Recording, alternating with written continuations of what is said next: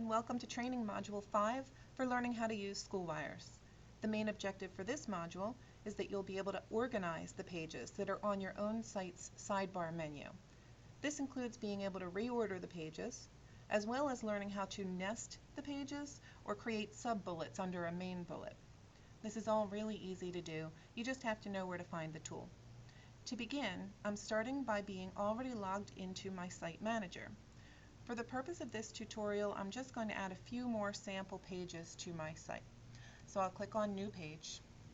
I tend to default to the Flex page because, as discussed in a previous module, it gives me the most options, and I'm just going to create a few pages, but I won't even populate them at this time.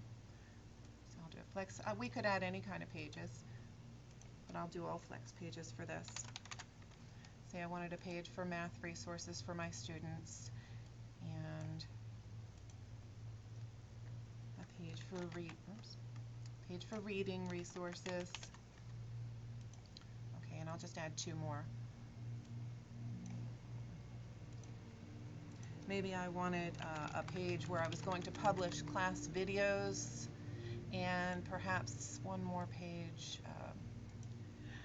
maybe my rules and policies. Okay. So as you can see, from this point, I have quite a few pages going. As a matter of fact, I'll show you what that looks like right now by doing this View Website button. Okay. And over here on the left on my sidebar menu, all of those things that I've added now appear there, and they'll be active pages for the children and their parents to see. Let me X out of this and come back to my site manager. Okay, let's say that I want to organize these pages and put them in a different way.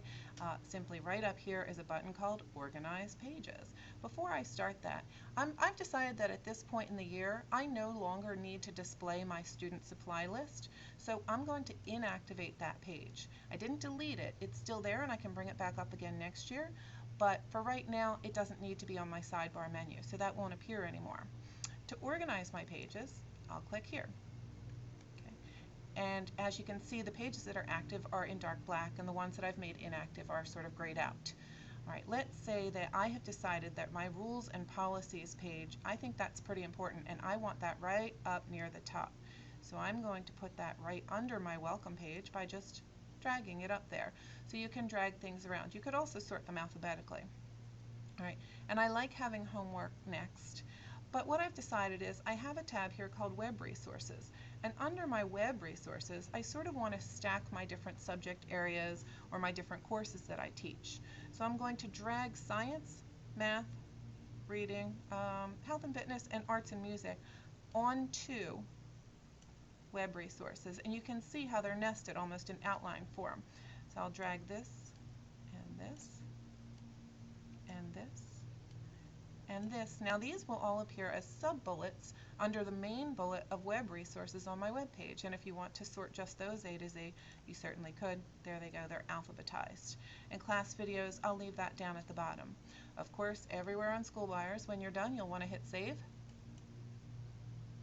and let's go see what it looks like. Web Resources now has this little plus sign or a dark black mark on the bullet that goes with it. If your students just click here, they'll be able to see the separate subpages that you've created so that you can set up different bullets under a main bullet. That's it for this training module.